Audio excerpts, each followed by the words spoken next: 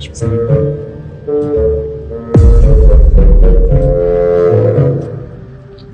Sorry guys, मुझे नहीं पता था कि तुम लोगों में ऐसा कुछ रिचुअल होता है। हाँ, प्रे तो करना चाहिए। हम हमेशा खाने से पहले अल्लाह ताला से प्रे करते हैं। यस, रिचुअल नहीं स्पिरिचुअल। हम ही पहले भगवान को भोग ऑफर करते हैं और उसके बाद प्रे करके खाते हैं। लेकिन तुम्हारा भगवान यहाँ आके कैसे खा सकता है? जैसे वो तुम्हारी दुआ कानों से सुन सकता है, वो वैसे ही यहाँ पर आके खा भी सकता है। भगवान का फॉर्म पर्सनल है। अगर वो कानों से सुन सकते हैं तो मुंह से आके खा भी सकते हैं। उनके कान और मुंह दोनों है। शालिनी, तुम प्रे नहीं करती खाना खाने से पहले?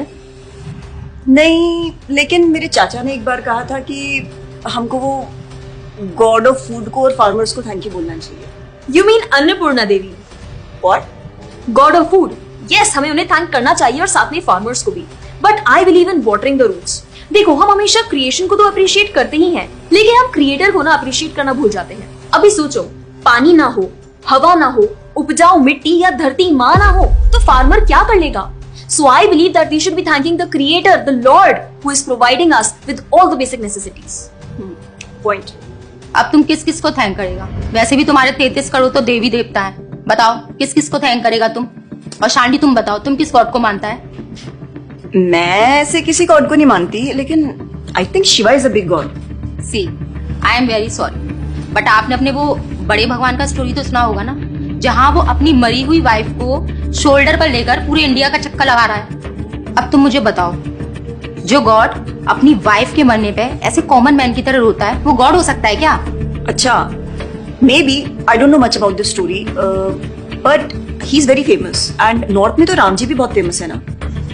उनका स्टोरी तो तुमको पता होगा ना, सबको पता है। उनकी वाइफ को रावण ले गया था। हाँ, पता है। अब तुम मुझे बताओ, वो गॉड है? वो अपनी वाइफ को भी अकेला नहीं बचा के ला सकता। उसको अपनी वाइफ को बचाने के लिए भी वानर सेना की हेल्प चाहिए, और उस वानरों को भी तुम पूछता है। I am sorry. और गीता, तुम कृष्ण को मानती हो, और वो तो हर लड़की के साथ रासलीला करते रहते थे। ऐसा कैसा कैरेक्टर है गॉड का जिसे हर लड़की से प्यार हो जाता है? और वो खुद डर के अपना जन्मस्थान छोड़कर चले गए थे। गॉड को कभी डर लगता है क्या? और जिसे खुद डर लग रहा है, वो तुम लोगों की हेल्प कैसे करेगा? शिट यार, this is so complicated and confusing. It is confusing because you are following the wrong path. It is very beautiful and sacred. I will show you the right path. Enough, Asifa. I know what you're trying to do. And Shalini, कुछ भी confusing नहीं है। You know what the problem is कि तुझे पता ही नहीं है, क्योंकि तूने आज तक शास्त्र ही नहीं पढ़े हैं। तो पता कैसे चलेगा कि क्या सही है और क्या गलत? जन्म कर्म च मे दिव्यम एवं योवेति तत्वतः त्यक्त्वा देहम पुनर्जन्म नैति मामेति सो अर्जुना। भगवान की लीलाओं को समझना इतना आसान नहीं है। उसके लिए शास्त्रों का अध्ययन करना पड़ता है, और वो भी एक प्रामाणिक गुरु के अंडर रह के, उनकी शरण लेके। अब अगर तुमने शास्त्र पढ़े होते तो तुमको ये पता होता कि शिव जी ने जो इमोशंस उसमें दिखाए थे वो शोक नहीं, विरह था। विरह विरह दोनों सेम नहीं होते क्या? Let's start from the basics. शोक इज मटेरियल एंड विरह इज स्पिरिचुअल। शोक ना दुख की अनुभूति कराता है, whereas जो विरह है उसमें जो सेपरेशन की फीलिंग होती है ना, वो सुख का अनुभव कराती है।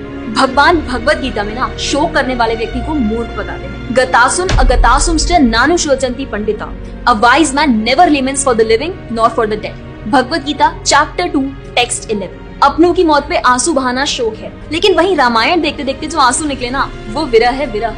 और ऐसे विरह से हमारा भगवान के प्रति प्रेम बढ़ता है। तो जिस तरह से शिव जी ने विरह को दिखाया था, उसी तरह राम जी भी सीता मैया के जाने के बाद विरह में भटकते हुए रो रहे थे। और यही नहीं, सीता देवी इतनी प्योर है ना कि उन्हें राम जी के अलावा कोई टच भी नहीं कर सकता था। रावण जिनको लेके गया था वो छाया सीता देवी थी। असली सीता देवी तो अग्नि में समा गई थी, और वो अग्नि परीक्षा के वक्त बाहर आई थी। और आसिफा, तू क्या बोल रही थी? भगवान राम को अपनी पत्नी को बचाने के लिए वानरों की मदद लेनी पड़ी थी। I mean, God is all powerful, right?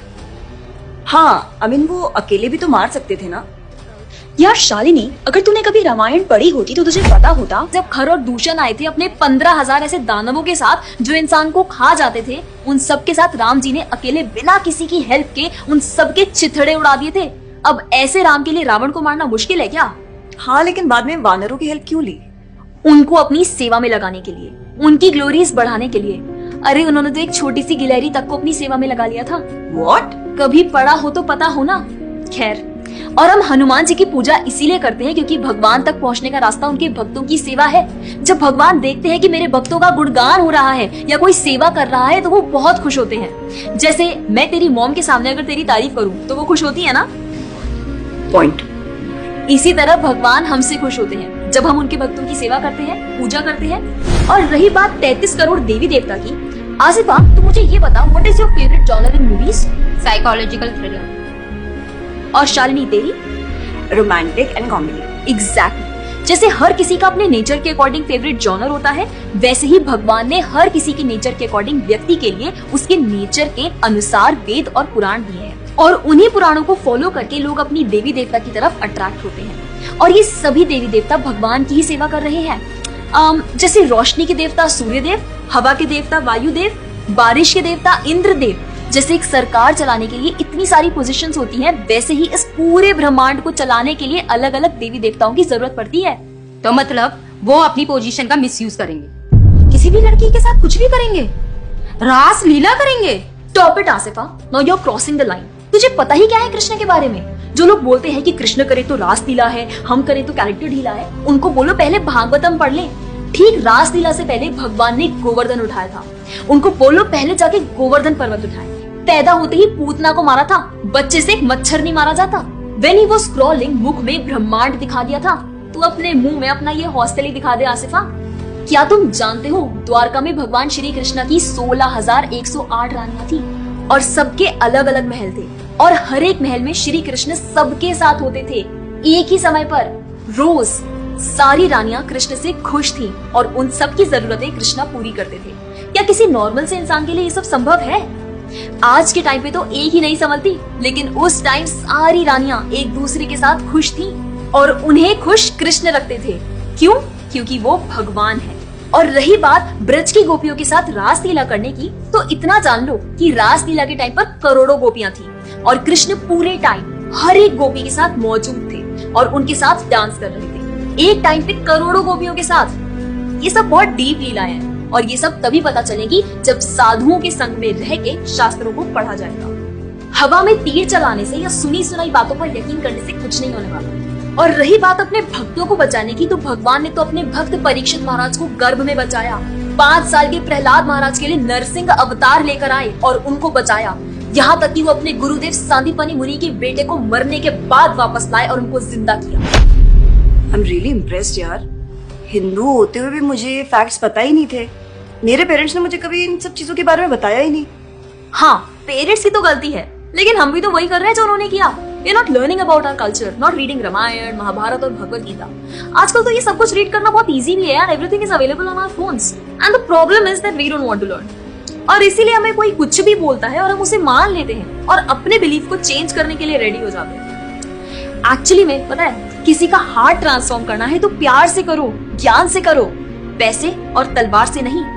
और अब बारी आपकी है। अगर आप भी चाहते हैं कि कोई एड़ा गेड़ा नत्थु गेड़ा अगर आपको कुछ भी ना बोल जाए, आपका बेवकूफ ना बनाए, तो जाइए और अपने कल्चर के बारे में जानिए, ग्रंथ पढ़िए और अपने बच्चों को भी पढ़ाइए। जाकर इस वीडियो को जितना हो सके उतना शेयर करिए ताकि कोई और लड़का या लड़की इस केरला स्टोरी का शिकार ना बने। और हाँ, इस वीडियो को लाइक करें और भक्ति टुडे चैनल को सब्सक्राइब करें।